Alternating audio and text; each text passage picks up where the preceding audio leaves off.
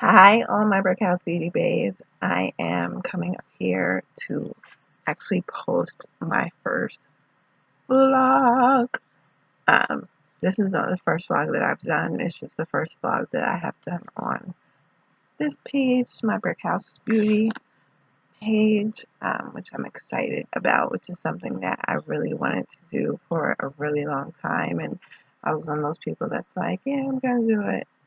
Yeah, I'm gonna do it. Yeah, and everybody's like, you should start a YouTube. And I was like, yeah, I'm going to start it. Yeah, I'm going to do it.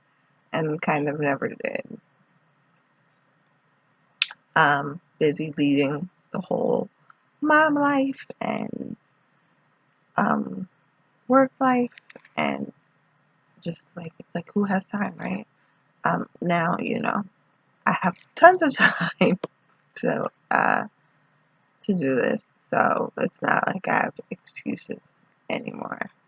I have a couple, but we're not going to use those anymore. We're doing everything that, uh, this is the year of doing everything that you said that you were going to do. This is the year to put up and shut up, regardless. So I want everybody to take this journey along with me, for putting up and shutting up and just doing um, all the things that you said that you were going to do. Like, for instance, uh, went out and got my tongue pierced. Something I've been saying I wanted to do for a really long time. Got my chest pierced. Something I said I wanted to do for a really long time. Um, been going out. Not recently, but I did start going out and doing things and getting myself out the house more. Um, just kind of taking control of my life. Like, I was in a really bad car accident. I was injured really badly. I have issues with my arm, with my neck, with my back. I can sing the whole Kia. My neck, my back. But I won't. But yeah. So I have a lot of problems. So my main thing is I like to stay in the bed. Like, in the bed is my safe space. In the bed is where I know that if I don't get up from here, then I know that possibly I won't hurt as much the next day, or I won't um, just be sore, or whatever the case may be. But I'm here, and I only have one life to live, and I felt like me just laying here, I was disappointing my children, and that's a hard thing for me, anyway. I don't know how anybody else parents, but for me, that's the hardest thing to go through, is feeling like you disappointed your kids in any way. So I was like, okay, this is my put up and shut up year. I got to do everything that I said I was going to do. So here I am. Um, I'm up here and I'm fresh faced, and yeah, my weave is out in the straight, but it's always out in the straight. Like my lace front, like I do them myself, so it's not like I'm like, oh, I should take better care of them, because I should. But when you fix and you can do them all yourself, it's like, whatever, I'm sleeping with it out. I'm doing whatever with it out because I can, because I can just fix it. So I'm kind of careless on that point. But right now, it's just me being a mom on a Sunday night in my PJs. I was catching up on all my shows. I was watching Shy and Star and The Bold Type.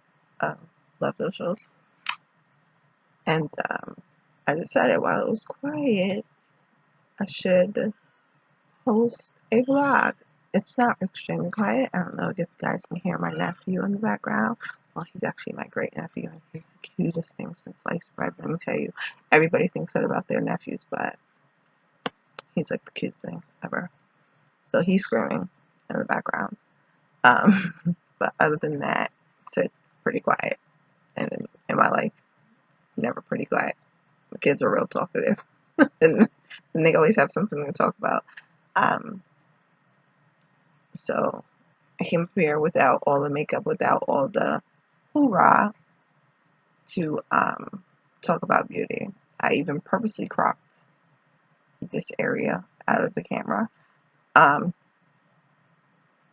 just because sometimes I feel like people think that I show my boobs because I have these awesome, big, amazing boobs, and I can wear a sweatshirt and I still have big, awesome, amazing boobs. Like, they don't go anywhere. Like, there's nothing that I can do. There's nothing that they're there. It's life. So I don't want, even with this video, I'm trying to take that out as well, because I'm trying to be bare. Like, I'm up here with my dark circles popping. Hey, how you? Like, very, like, dismal lighting. But I'm up here. So this is me. Hey, guys. Giving me myself to you guys. So what I wanted to talk about pretty much is finding your own beauty and knowing your worth and your value. It's crazy because it took me a long time to find my beauty. I think other people found it before I did. I think the people that did find it exploited it because they knew that regardless of how pretty I was, or how pretty, I mean, some of you might not think I'm pretty, but there's something for everything. And I think that every woman, every person has something that is beautiful about them, inside and outside both. And you have to love and embrace every part of yourself. So when I say I'm pretty, it's because I truly, truly, truly believe that. And it took me a long time to get to this place where I can say, like, yeah, I'm pretty. Yeah, I'm beautiful. Yeah, I love me, every part of me, every roll, stretch mark, everything. And then back then, like, I had no rolls, I had no stretch marks, I had a six pack without trying. Like, I should have appreciated her. Her meaning me. I should have appreciated her more. I think everything happened for a reason. I think that we go through things. I think everything happens the way it's supposed to happen for a reason. So I think that everything that I went through was for a reason or with purpose.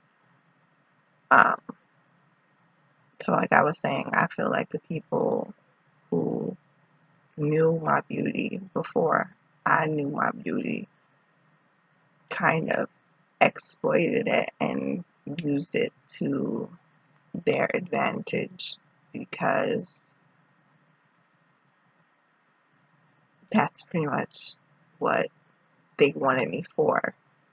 Like, they didn't care if I was smart, they didn't care if I was dumb, they didn't care about anything else but that I was pretty, and that they could show me off to their friends, and their friends would be like, oh, word, shorty's bad.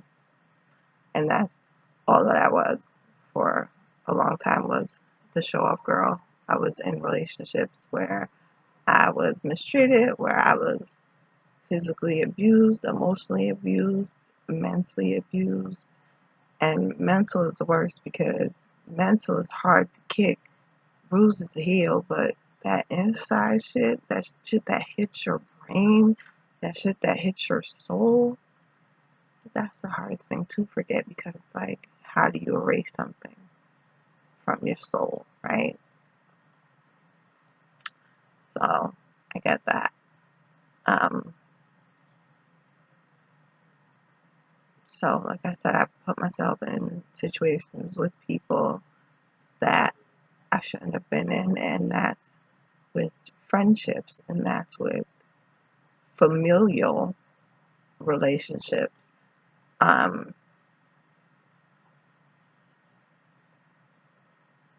Yeah, I say familial because some people you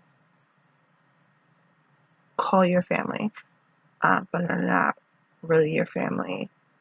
Um, those type of relationships is what I speak of. So instead of saying family, I'll say familial, which can mean to me either or. I was really quiet. It was kind of like that was my job, was to just shut up and be pretty. I'm just gonna shut up and sit here and be pretty. But the whole while, I'm a sponge and I'm soaking up everything around me and everything that's happening and everything that's going on. So that helped educate me to a lot of things, whether it was street life, the hard knock life, even the corporate lifestyle, um, the music lifestyle, things of that nature. So I was just soaking everything up like a sponge because all I could do was sit and be pretty. Even though inside I didn't love myself, I didn't feel beautiful, I didn't feel worthy. Sometimes I think I always look around when I'm thinking. Sometimes we can blame it on other people because it's easier. It's easier to say, so and so, they hurt me and they abused me, and that's why I feel the way it feels. But I know now that at some point, we are the ones who have to take responsibility for our actions and for how we feel and what things we let happen to us and how we treat and love ourselves. Like, people say, I was raised like so and so, so I don't know how to be any other way, or I can't be any other way. But there's always another way if you really want one. I'm a statistic. I was born addicted to cocaine. Had a lot of health problems because of that. Still do as an adult. Lives in the projects. Pissy elevators, everything. And so I could say, well, because that's where I'm from and that's what I know, then that's all that I'm going to be, or that's all that I'm going to do. And for me, that wasn't my life. For me, I didn't know what I was doing. I ran through life kind of blindly. I ran through life trying to outrun myself. I ran through life just doing things to pretty much survive. That's how my life went. That's why I went to college. Because it was either like go to college or be homeless. One of those situations. So it's like, okay, college it is, Alex. At one point, so it was just like doing what was necessary for me to survive in the crazy world that I was handed. So again, I could blame me feeling shitty about myself on everybody. But in the end, I had to take a reference.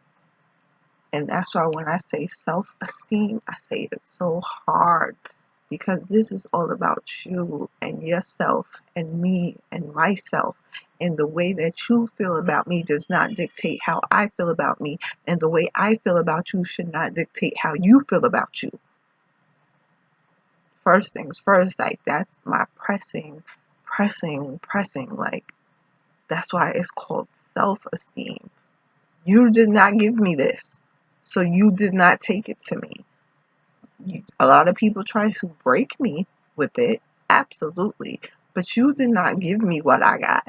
You did not make me feel pretty. I made myself feel pretty. I lied to myself every day. It was my first, no, was it my first? No, okay, so it was my second. Like, my second, like, I stepped up, got, like, a really cute apartment for me and my son. I was doing things, making moves and real popular. Popularity. Oh, that's a whole other topic. But anyway, I was really popular. Where I lived at, everybody was loved me, or everybody likes me, everybody wants to be my friends, and I think it was more so because of my lifestyle and who I dated at the time and what I wore and things of that nature that people wanted anything to do with me. So I took a lot of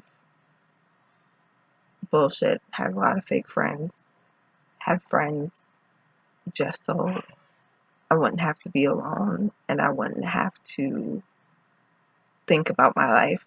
It was easier for me to focus on my friends and like, girl, let's get you together. Let's do this. You know what I'm saying? Instead of really focusing on me. So now I have very few friends because I still do put a lot of time, energy, and affection in with my friends. Like, I'm that one friend that everybody knows we cannot talk for 2 years and you can pick up your phone and call me and it'd be like we just talked yesterday. I'm that friend.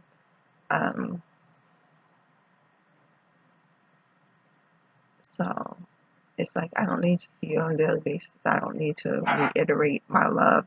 Like, you just know if you're my friend and I've ever loved you, then you'll forever be loved. So I was just grasping at straws at anything I possibly could to make myself feel beautiful, to feel the hole that I felt when I looked at other girls and I was like, they're so beautiful. Like, why can't I be beautiful? There were people on the sidelines and in my life and people who were up front in my life who were telling me like, you're so beautiful. I don't know, blah, blah, blah. And I used to like, yeah, I know, thank you. I didn't know. Okay, so that's the whole thing. I never would say thank you. I would say, I know. That's how I accepted the compliment when somebody told me I was pretty. I would say, I know, right? It's just so I didn't have to say thank you, because thank you would be kind of agreeing with them or like thanking them for something that I didn't feel. So when people would say it, I would just say, I know. And that was my way of being like, okay. I say it now too, but I say, I know, thank you. Because now I really, really know that. Like, now I really, really feel that. Now it's in me. So I'd be like, I know, thank you. I know people think that's rude, but it took me a long time, people, to get here to where I'm at. So it's like, okay, I'm just gonna go with that. I'm 38. I'm about to be 39. Like, whatever. Like, now I don't give a fuck what people think about me. That zero. Honestly, I really don't care. I think a lot of my actions, people would think that I do them for other people, like the way I overdo everything. like more is better, um, um, with makeup, with the hair, with the with the way that I dress, with everything. I'm like, oh, okay, where are we going? Out to a basketball game? Okay, I'm gonna wear lingerie. Um, and I did. It was underneath a jumpsuit, but it was underneath a tracksuit. But it's still like that's who I am. Like people, that's what they expect from me, and that's just um what I do. I'm a little extra. Um, but I earned the right to be extra. I earned the right to the moment that I choose to love me how I am for who I am. Um, I spend so much time in a box and in the corner and playing my position and playing my role that now it's my life. I have control over everything. And there was a point in my life where I had control over nothing. Not what I ate, not when I went to bed, not when I woke up. And I didn't even have to go to jail to do that. um, I did that free. Um, or physically free. But obviously you don't let things like that happen to yourself if you're mentally free. So I went through all of that physically free, but mentally I was still like in a really bad place. Um, so to get to this place, I was watching, maybe it was Oprah. It was probably Oprah because I used to like being in love with Oprah back in the day. And it started with the daily affirmations, right? So I'm in my little cute apartment and I put all my little affirmations on the mirror and I'm saying them to myself every day. And one of them was that you're beautiful. And I would just be like, I am beautiful. And I would just say it every day. And then when people would tell me you're beautiful, I would say thank you. I would take it in. That was my way of taking it in and holding on to that, was by saying thank you. Um, and then, I don't know, one day I looked in the mirror and I said, I am beautiful, and something in my brain clicked, and it was like an epiphany. It was a time when I had stopped surrounding myself with people just to say that there were people around. I had ended relationships just to say that I was in one or two or three. Shit, we were all young. Um, so uh, when I stopped thinking about what everyone else thought about me and started focusing on what I thought about me, I think that's when I did my affirmations. And I think that's when it was like, oh my God, I am beautiful. I grew up thinking my mother was the most beautiful woman I ever laid eyes on, ever, ever, ever in my life. Um, Still to this day, um, I feel like God, my mom was like gorgeous. And my dad was a handsome dude. Yeah, I'm not even gonna front on him. He was cool, suave, tall, dark, and handsome. When women loved him or whatever. So I'm not taking none of that from him either. Um, but it was when I thought to myself and I caught myself and I'm like, bitch, because I say that to myself. I say that to my friends. It's all love. I'm like, bitch, first and foremost, you are Sharon Ann's child, okay? So, how you walking around with her same exact face, thinking that you're ugly, right? And I'm like, yeah, that's true. That's definitely, like, true.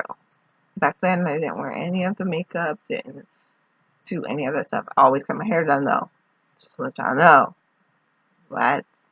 Don't even play with me back in the day. I would be doing the little cornrows and stuff for people. So I would do other people's weaves and stuff like that. Ponytails, whatever you wanted, I did it. So I always got my hair done. That was just something that we were taught as children. Like, there's certain things that you do as far as your grooming goes. Get up in the morning. You don't talk to nobody. You don't do nothing until you wash your face and brush your teeth. Little things like that I now teach my kids, because I don't want to smell you more than breath. Sorry.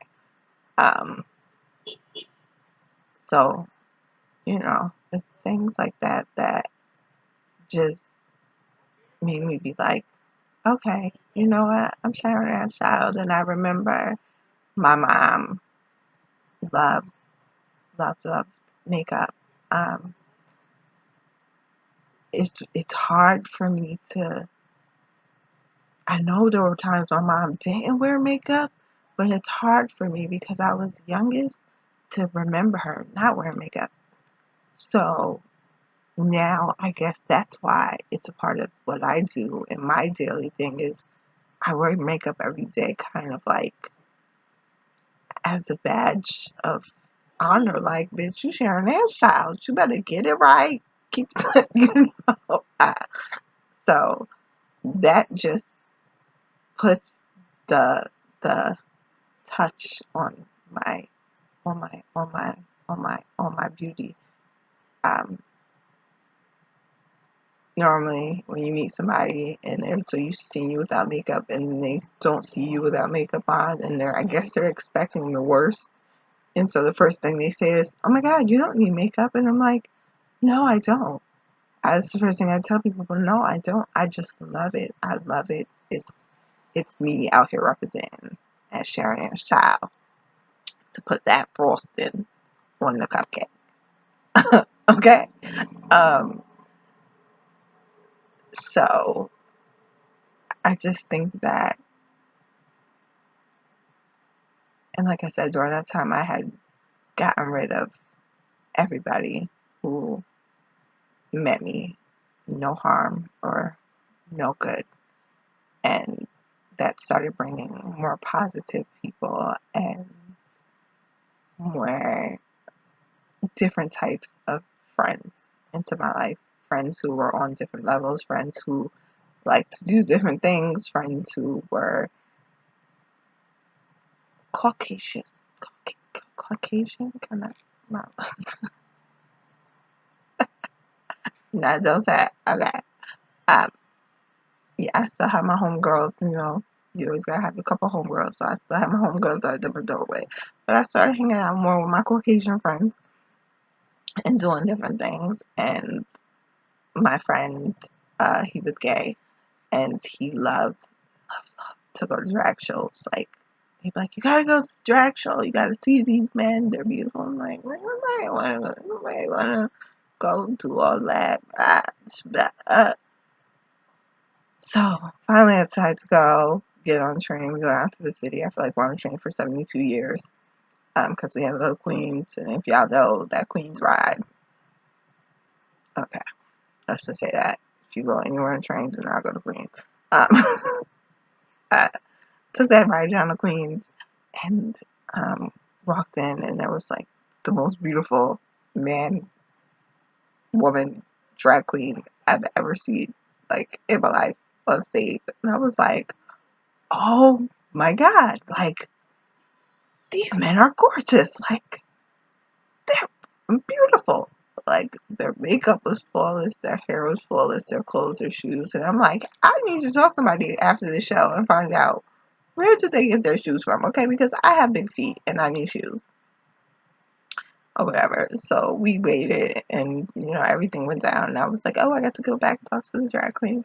And they're like, oh my God, you're beautiful. Oh my God. So they were like, let us do your makeup. And I'm in the chair, they're talking, they're telling me, step by step what they're doing. And they're like telling me where I can get shoes and stuff from, where I can get clothes and stuff from, and all of these things. And so, the first time I see myself with makeup on, it was like, I cried. And they were like, baby, you cannot be crying. You gotta dab, dab, dab, dab. You cannot mess up the makeup. Like, they have me dabbing with like tissue paper and not like regular napkins because the tissue paper dried it up, but it didn't mess up the makeup.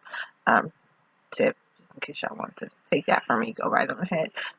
So it was like it was not like it was like tissue paper, almost like wax paper. It was like a tissue paper wax paper mix thing, and they just anyway. And I cried because looking back at me in the mirror was my mom's face looking back at me like, oh my God, I'm my mom. Like, there it is. Like, I felt so beautiful in that moment because in that moment I looked like the most beautiful woman in the world to me. So it was incomparable. So I was like, oh, okay. I'm learning how to do this makeup thing. And this is what's gonna happen. So on this newfound love I had for myself and going out and doing things that I would never do and and just being different and learning to love yourself, because there were times where I slipped back. It was a process. It was very much a process, but I refused to quit and I refused to give up. And the more that I accomplished, hold on. Okay, I had to pause the video and I don't even know what I was talking about. The more I started going out and doing stuff, and I think that's where I left with that. I hope that's where I left with that. Just made my process like that much easier to go through. So basically, my message today was just to say that this thing that we call life, this thing, you have to live it on your own terms, not to please anybody but yourself or your children, if you have some of those. And you have to believe that you are beautiful. And if nobody told you today, I am telling you from deep down within my soul, you are beautiful. I don't even have to know what you look like, because I know that inside and outside, every woman, every man has something that is beautiful about them. So I say this with 100% truth and honesty. You are beautiful. And I hope that my coming to beauty story helped you in some kind of way, if any way. My life is an open book. I live by that because everything we go through is for a reason, and if it's not to gain wisdom, what's the point of having wisdom if you don't share that with anyone else? So, this is just me trying to share a little bit of my wisdom that I've gained over these 38 years called life. So, yeah, in the words of Christina Aguilera, you are beautiful, and I love you, and thanks for watching. Like and subscribe, and I'll be back later. Alright, guys. Bye.